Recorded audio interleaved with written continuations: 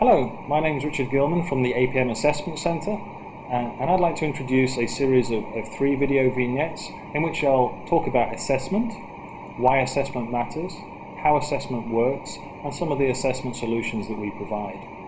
In this first section, I'd like to talk to you about why assessment matters to you and to your organisation. It may seem obvious to some of you why assessment is important.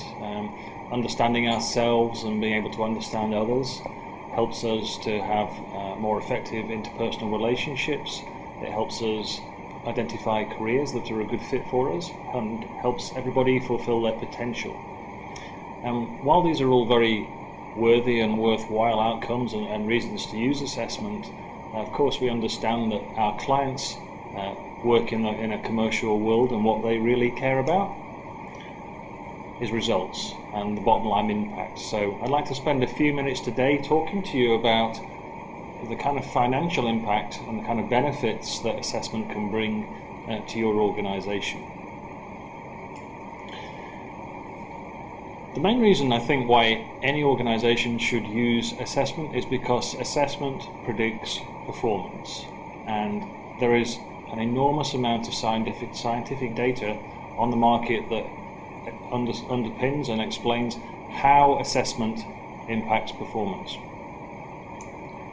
One of the most famous studies that I can refer to actually looked back over almost 85 years of assessment research and identified what is it that actually predicts how somebody will perform in the workplace.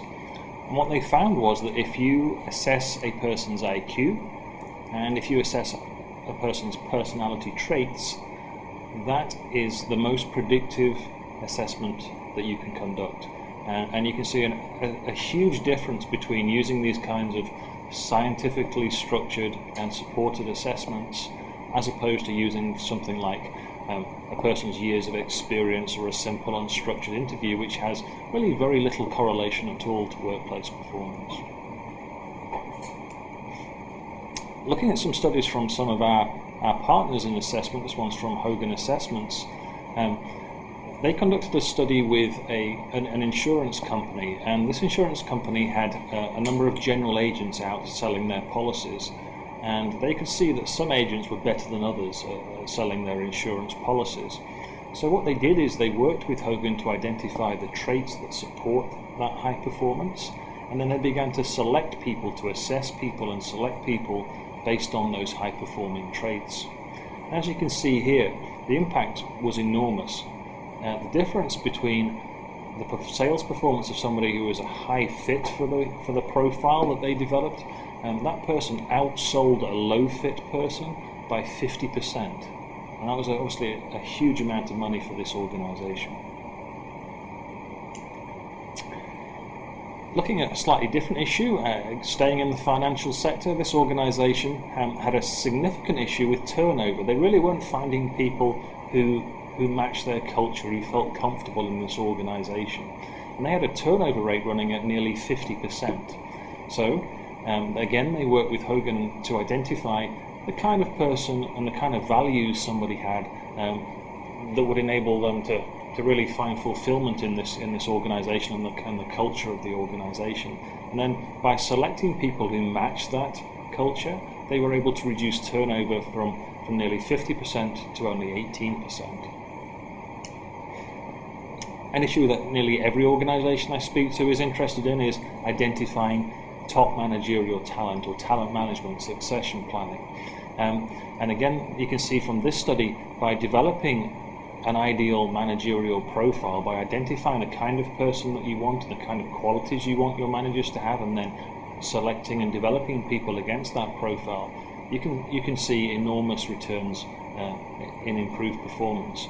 And you can see here a significant improvement in the performance ratings that managers received and the hard numbers that they delivered after using assessments against these ideal profiles. And of course, if you're doing a better job of selecting managers, if you're identifying and developing better managers, then it's not just that manager's performance that's boosted, you also have a happier and a more engaged workforce. And finally, if we look at customer service, another area where we're commonly asked, what we can do to help organizations identify really better fit and more natural customer service people. And you can see here from this study, again, that identifying the kind of values and personality traits that customer service staff should have led to significant improvements in the customer experience and the quality of customer service. Right, well, that brings me to the end of this first video section, in which I've talked about, and I hope I've made a case for assessment in terms of how it can contribute to your organization's performance. In the second part of this series of assessment videos, I'll be talking about how assessment works and how we go about assessing people. So for now, thank you for your time.